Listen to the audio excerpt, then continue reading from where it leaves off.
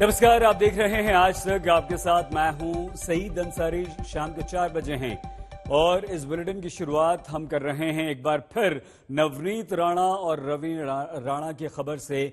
दोनों ने एक साथ उद्धव सरकार पर वार किया। जेल और अस्पताल में कुल 15 दिन बिताने के बाद सांसद नवनीत राणा आज घर पहुंच गईं। 5 मई को जेल से रिहाई के बाद वो लीलावती अस्पताल में भर्ती थी। उनका इलाज चल रहा था। आज डॉक्टर से गुहार लगाकर अस्पताल से उन्होंने छुट्टी ली। बाहर निकलते ही उद्धव सरकार पर गिन गिन कर हमले किए।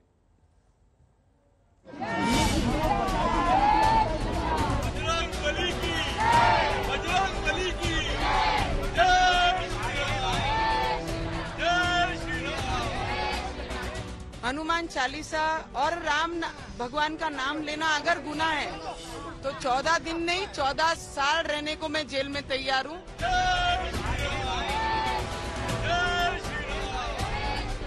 हाथों में हनुमान चालीसा, गले में जय श्री राम लिखा दुपट्टा और हनुमान की मूर्ति लिए नवनीत राणा अस्पताल से बाहर आई तो मुख्यमंत्री उद्धव पर जमकर हमला बोला। उन्होंने फिर वही पुराना सवाल दोहराया और पूछ डाला कि आखिर उनका गुनाह क्या था जो गिरफ्तार करवाया। और ये ठाकरे सरकार को मेरा प्रश्न है कि मैंने ऐसी क्या गलती की जिसकी मुझे आज सजा इन लोगों ने दी है।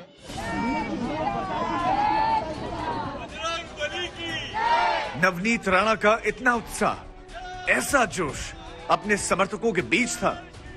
लीलावती अस्पताल से छुट्टी मिली तो समर्थकों का हुजूम उनके स्वागत में उमड़ा।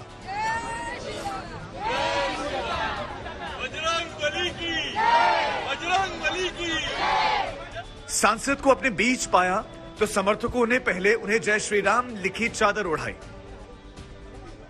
फिर हनुमान की मूर्ति भेंट की, जयकारा लगाया।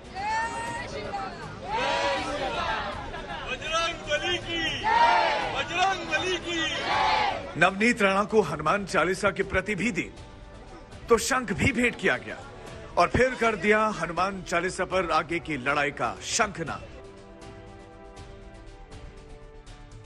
भाईखला जेल से 5 मई को रिहाई के बाद से नवनीत राणा लीलावती अस्पताल में भर्ती थी।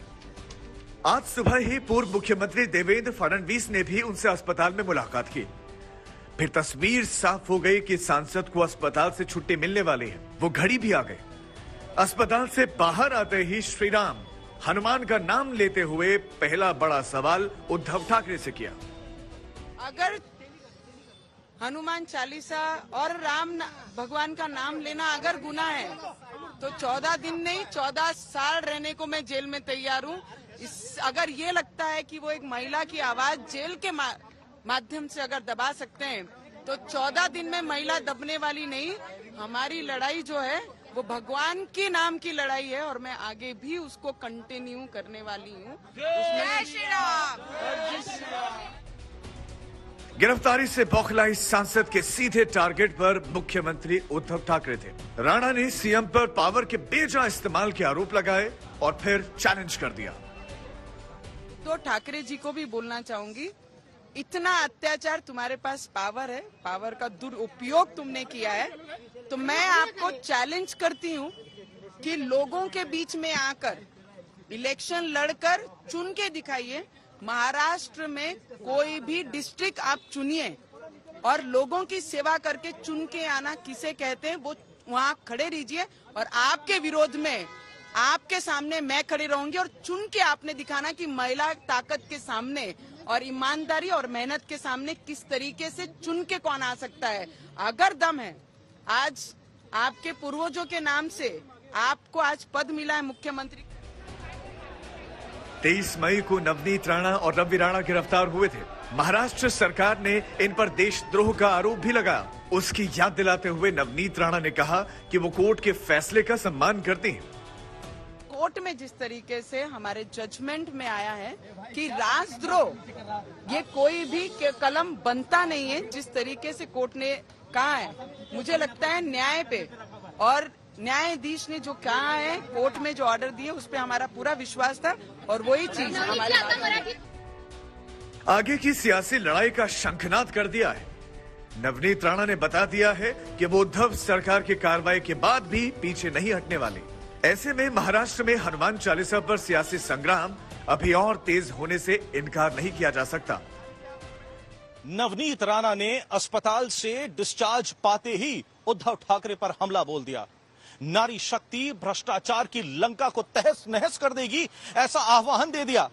हाथ में हनुमान चालीसा और जय श्री राम लिखा हुआ शॉल काफी कुछ बयान कर गया। कैमरा पर्सन महेश मोरे के साथ पंकज उपाध्याय, मुंबई, आज तक। जेल से रिहाई के बाद पहली बार राणा दंपति ने उद्धव सरकार के विरुद्ध ताबड़तोड़ हमला बोला। नवनीत राणा ने आरोप लगाया कि कैसे उद्धव सरकार के आदेश पर लॉकअप में उनके साथ अन्याय हुआ। उधर रवि राणा ने संजय राउत पर भी जमकर निशाना साधा।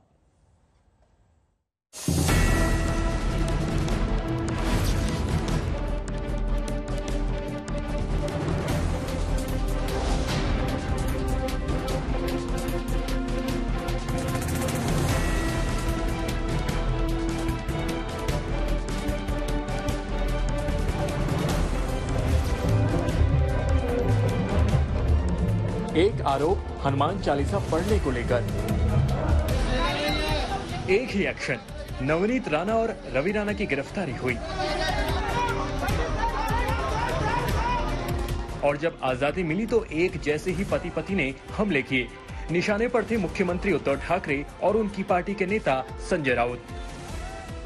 आने वाले कॉरपोरेशन में, मुंबई कॉरपोरेशन में मैं पूरी ताकत से बाहर निकलूंगी और इनको जवाब मेरी महाराष्ट्र की जनता दिखाएगी कि राम का और हनुमान का विरोध करने वाले का उनके साथ में क्या होता है करके। संजय राउत में बोल दिया है, चवन्नी छाप है, वो कांग्रेस और महाविकास आघाड़ी का दलाल है और दलाली करते करते उन्होंने पूरी शिवसेना डुबाने का काम भी किया है। वो बाला साहब ठाकरे ऊपर से देख रहे होंगे तो जरूर एक संजय राउत एक पत्रकारिता सामना में उसने पत्रकारी के साथ साथ शिवसेना को डुबाने का भी। हनुमान चालीसा पाठ को लेकर मुंबई में 23 अप्रैल को राणा दंपति की गिरफ्तारी हुई थी।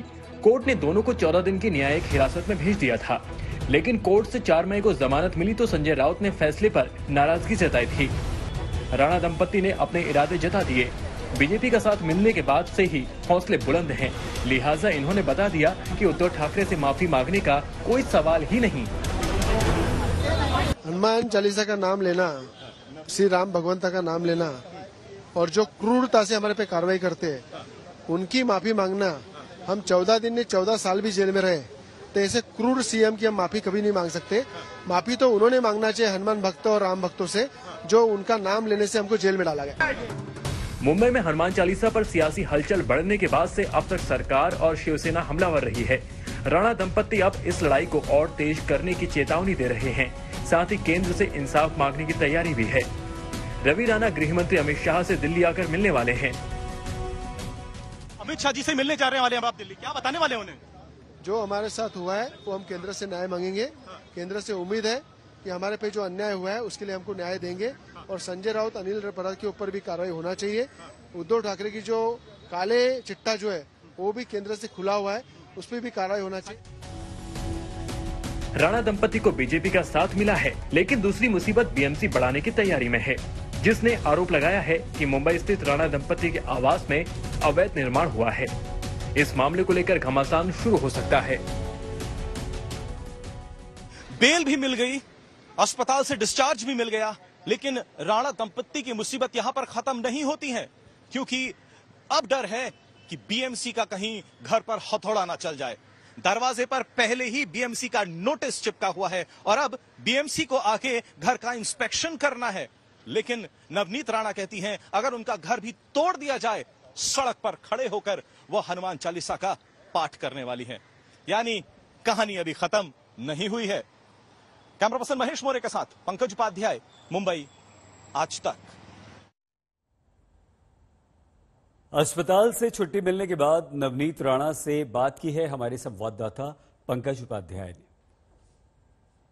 हनुमान चालीसा का और हनुमान जी का नाम लेके आप आई थी, लेकिन जेल जाना पड़ा। भगवान में श्रद्धा कुछ कम हुई है या बढ़ी है? किन कारणों से लगता है जेल में अगर जेल प्रशासन के कोई भी व्यक्ति अगर आपको बता दे कि मैंने 10 घंटा बैठकर 101 बार हनुमान चालीसा रोज पढ़ा है, पाठ किया है, और सब महिलाओं का आग्रह था, जितनी भी महिलाएं श्री राम में और हनुमान में भगवान में विश्वास करती हैं, उन्होंने अपने अपने सेल में पढ़कर रोज मुझे सपोर्ट करने का काम ये जेल से ही किया है। तो भगवान का नाम लेने के लिए मेरा मॉरल कोई खत्म नहीं कर सकता। इस भारत देश में मैं पैदा हुई हूँ और इस भारत देश की मैं देवेंद्र फडणवीस तक आपसे मिलने के लिए आए हैं, तमाम बीजेपी के समर्थक। प्रेस कॉन्फ्रेंस में देवेंद्र फडणवीस ने आपकी बैकिंग भी करी है, क्या कहना चाहेंगे? मुझे लगता है उन्होंने पर्सनली किसी की बैकिंग नहीं, पर न्याय की बाजू में उन्होंने अपना शब्द रखा है। जहां अन्याय हो रहा था, अन्याय के विरोध में उन्होंने प्रेस कॉन्फ्रेंस में मेरा समर्थन किया और जो भी चीजें उन्होंने बोली, तो मुझे लगता है वो पर्सनली मुझे नहीं, अन्याय के विरोध में उन्होंने बात की और न्याय जिनको मिलना चाहिए उनको। पूरा देश आज आपको जानता है, आपका राजनीतिक भविष्य यहाँ से कैसा होने वाला है? मैं राजनीतिक भविष्य के बारे में नहीं, मेरे भगवान के नारे पे मैं बाहर निकली थी और वही नारा लेके मैं आगे भी। तमाम लोगों ने, खास करके महिलाओं ने जो आपका समर्थन किया है, उनको क्या कहेंगे आप? मुझे लगता है महिला शक्ति, ये महिला के साथ होना, ये आज देश की जरूरत है। और आगे भी जिस तरीके से मेरे अमरावती क्षेत्र की महिलाओं ने मुझे साथ देकर एमपी बनाया, और आने वाले समय में बहुत सारी महिलाएं जो आगे बढ़ना चाहती हैं उनके साथ खड़े रह के उनको समर्थन। आखिरी सवाल है, सरकार का कहना है कि आपको माफी माननी चाहिए कि आपने law and order situation create कर दी, और अगर हनुमान चालीसा पढ़नी थी तो आपको घर में ही पढ़नी चाहिए थी। क्या जवाब है सरकार को? मैं जो भी कोर्ट का आदेश है कि जो भी चीज हुई, सिचुएशन हुई, उस पे मैं कोई बात नहीं करूंगी। मैं कोर्ट का बहुत सम्मान करती हूँ, उनके आदेश का मैं पालन करूंगी। उस सिचुएशन को छोड़कर मैं जो भी बात होगी मैं जरूर। मुंबई में आना जाना लगा ही रहेगा या मुंबई की बेटी हूँ, मुंबई में मुझे आने से कोई नहीं रोक सकता है। मुंबई की बेटी, वो ताकत और विदर्भ की। बीएमसी ने भी आपके घर पे एक्शन किया, उस पर क्या कहेंगे? आखिरी सवाल। मुझे लगता है कि उद्धव ठाकरे ने सब श्रूड बुद्धि की, सब लिमिटें क्रॉस कर दी हैं, और उसका जवाब, अगर वो मेरा पूरा फ्लैट की परमिशन, बिल्डिंग की परमिशन ये बीएमसी देती है, मैं उसकी बिल्डर नहीं हूँ, मैंने वो घर लिया है। अगर वो पूरा भी तोड़ देंगे तो रोड पे भी खड़े रहकर ये जो करप्टेड बीएमसी में 2 पीढ़ियों से बैठे हैं, इनकी लंका को जलाने के लिए आह्वान दिया है और पूरी ताकत से बीएमसी के प्रचार में। और अब एक बड़ी खबर वाराणसी से। ज्ञानवापी मामले में हिंदू पक्ष की 5 वादियों में से एक वादी अपना नाम वापस ले सकती है। जानकारी के अनुसार राखी सिंह नाम की वादी अपना केस वापस लेंगी। हालांकि अभी तक ये साफ नहीं हो पाया है कि उनकी नाराजगी का कारण क्या है। हिंदू पक्ष का यह कहना है कि बाकी 4 वादी अपने रुख पर कायम हैं। अब इस मामले को लेकर हिंदू पक्ष के वकील और अन्य पदाधिकारी बैठक करने वाले हैं, जिसमें आगे की रणनीति तय होगी। लेकिन राखी सिंह अगर अपना नाम वापस लेंगी तो वो क्यों लेंगी, इस बारे में अभी कारण साफ नहीं हो पाया है, और सोमवार को एक महत्वपूर्ण बैठक होगी।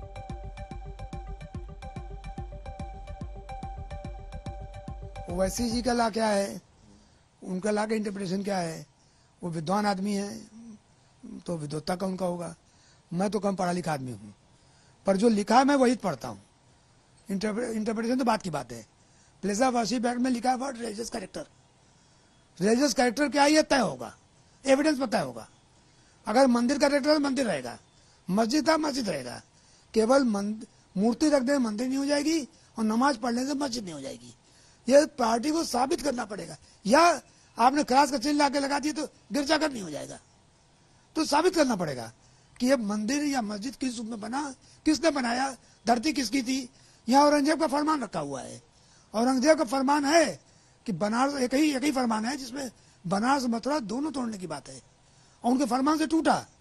पर कहीं ये फरमान नहीं है किसी का किसको वक्फ बनाया गया। तो वक्फ भाई यूजर हो नहीं सकता, वक्फ डीड है नहीं, और जब वक्फ नहीं है तो मस्जिद नहीं हो सकती। कोई इसको काट नहीं सकता पूरी दुनिया में। आगे बढ़ते हैं। पिछले 24 घंटों में 2 शूटआउट से राजधानी दिल्ली दहल गई है। शनिवार को बाइक सवार हमलावरों ने ताबड़तोड़ गोली बरसाकर एक बुजुर्ग की जान ले ली, तो देर शाम दिल्ली के बीचों बीच ट्रैफिक के बीच गोलियों की बौछार कर दी गई। सीसीटीवी में रिकॉर्ड तस्वीरों को देखकर विश्वास नहीं होता कि यह सच्चाई है या किसी फिल्म का दृश्य। ये तस्वीर सन्न कर देने वाली है। ये तस्वीर दहलाने वाली है। सरेआम बीच सड़क पर गोलीबारी। ये कोई फिल्म का सीन नहीं है, बल्कि हकीकत है। राजधानी दिल्ली की हकीकत, जहां सबसे स्मार्ट कहलाने वाली पुलिस है। अब जरा दिल्ली शूट आउट का सीसीटीवी वीडियो देखिए। भारी ट्रैफिक है, गाड़ियां सड़क कर चल रही हैं और तभी 3 हमलावर आते हैं और इनोवा कार पर गोलियों की बारिश करने लगते हैं। इनोवा कार के आगे वाली पहली सीट से एक हाथ बाहर आता है और गोली दागने लगता है। इनोवा से गोली चलते ही तीनों हमलावर पीछे हटते हैं और फिर इनोवा कार की अगली सीट को टारगेट कर फिर से फायरिंग करने लगते हैं।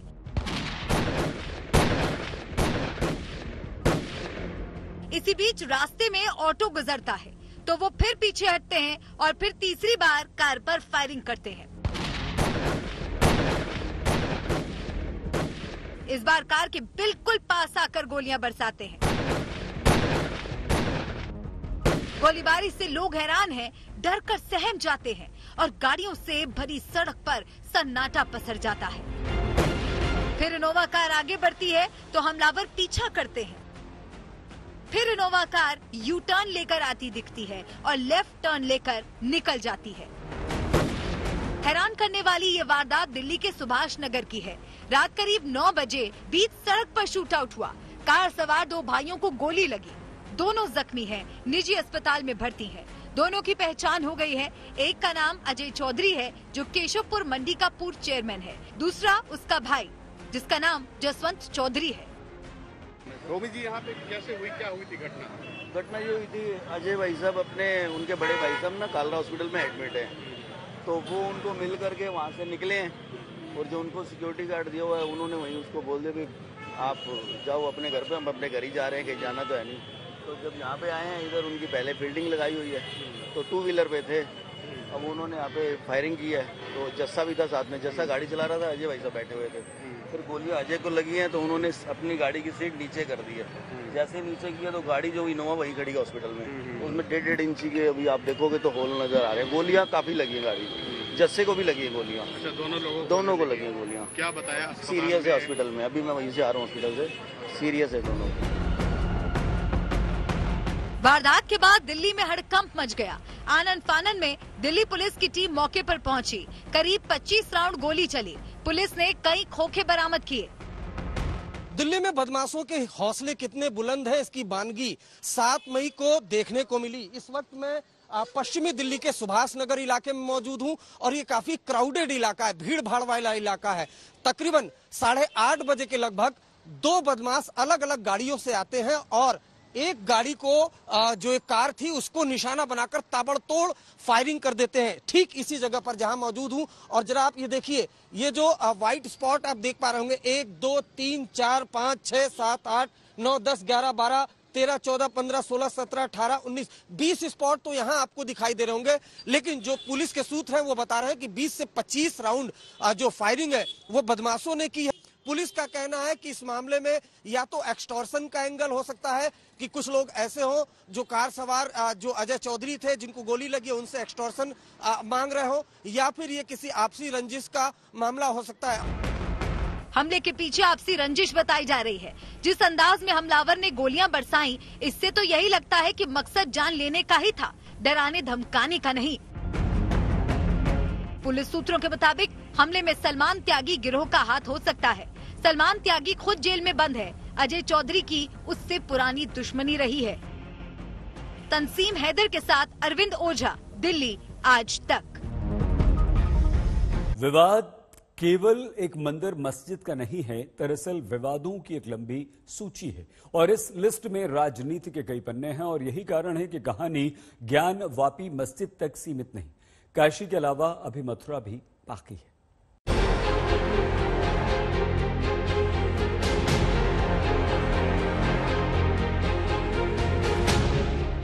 क्या अयोध्या काशी की तरह ही अब श्री कृष्ण जन्मभूमि को लेकर चल रहे विवाद को सुलझाने का वक्त आ गया है?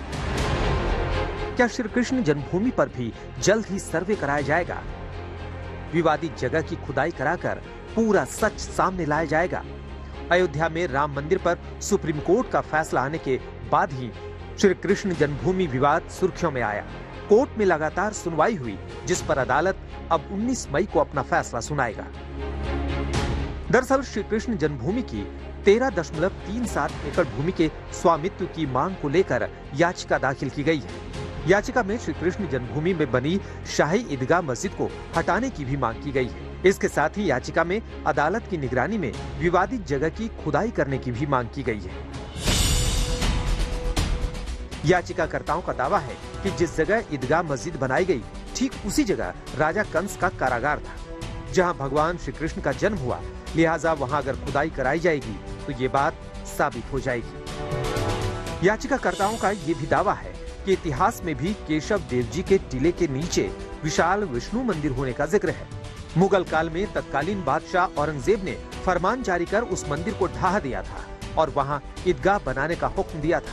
औरंगजेब ने 25 साल तक मंदिर तोड़े और उसके ये फरमान है।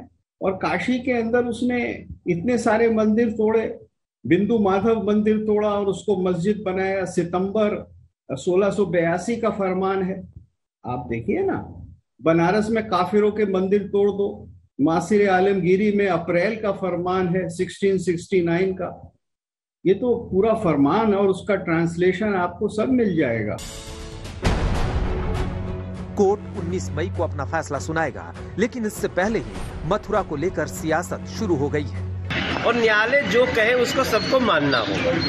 तो मैं सभी लोगों से प्रार्थना करता हूं कि आप लाठी और पत्थर मत चलाइए, ज्ञान चलाइए, बुद्धि चलाइए, डेटा चलाइए, सत्य चलाइए। और ऐसी स्थिति में जो ज्ञानवापी मस्जिद में वीडियोग्राफी का विरोध कर रहे हैं वो न्यायालय का विरोध कर रहे हैं, और जो न्यायालय का विरोध करेगा वो भरेगा। श्री कृष्ण जन्म और शाही मस्जिद को लेकर सियासत नई नहीं है। बीते साल दिसंबर में यूपी के डिप्टी सीएम केशव प्रसाद मौर्य ने मथुरा की तैयारी का नारा दिया। इसके कई मतलब निकाले गए। कई लोगों ने दावा किया कि वो मंदिर मस्जिद मुद्दे की बात उठा रहे हैं। जो बाहरी लोग हैं, जो मथुरा की इस 2022 के चुनावी मुद्दे को मद्देनजर रखते हुए अपनी राजनीतिक रोटियां सीखना चाहते हैं, क्योंकि उनकी नजर में हिंदू मुस्लिम और मंदिर मस्जिद मुद्दा अगर आएगा तो वो सोचते हैं उन्हें कुछ लाभ होगा। लेकिन जनता अब सब कुछ समझ चुकी है। यूपी में विधानसभा चुनाव आया तो मथुरा मुद्दे ने भी जोर पकड़ा। हिंदुत्व वाली पिच मजबूत करने के लिए केशव प्रसाद मौर्य ने फिर इस मुद्दे को उठाया और ट्वीट किया। अयोध्या काशी भव्य मंदिर का निर्माण जारी है, मथुरा की तैयारी है। अयोध्या में रामलला का भव्य मंदिर बन रहा है, काशी में बाबा विश्वनाथ जी का कॉरिडोर बन रहा है। अब श्री कृष्ण जन्मभूमि पर भव्य मंदिर की प्रतीक्षा, इसके पीछे और कुछ नहीं। चुनावी चर्चा के बीच मथुरा के मुद्दे ने इस कदर जोर पकड़ा कि सीएम योगी आदित्यनाथ के मथुरा से चुनाव लड़ने की चर्चा भी जोर पकड़ने लगी। योगी आदित्यनाथ भले ही मथुरा से चुनाव नहीं लड़े, लेकिन पूरे चुनाव प्रचार में वो इशारों में मंदिर का जिक्र करते रहे। अयोध्या में राम मंदिर बनने से खुश हैं सभी लोग, और अभी काशी में भगवान विश्वनाथ का धाम भी भव्य रूप से बन रहा है, आपने देख लिया ना। और फिर मथुरा वृंदावन कैसे छूट जाएगा,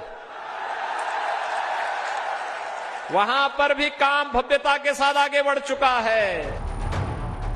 अयोध्या की तरह ही मथुरा का मुद्दा भी लगातार उठता रहा है, क्योंकि मथुरा के कटरा केशव देव को भगवान श्री कृष्ण का जन्म स्थान माना जाता है। मंदिर परिसर से सटी शाही ईदगाह मस्जिद है। ये 17वीं शताब्दी में बनी थी।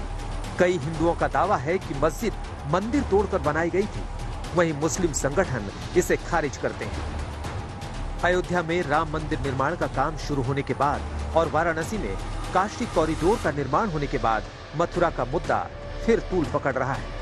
अब सबकी नजरें 19 मई को आने वाले कोर्ट के फैसले पर है, क्योंकि कोर्ट अगर यहाँ भी सर्वे और खुदाई का आदेश देता है तो मथुरा का विवाद फिर से गरमाएगा। अयोध्या काशी के बाद मथुरा में मंदिर यूपी और देश की सियासत में नया रंग दिखाएगा। आज तक ब्यूरो।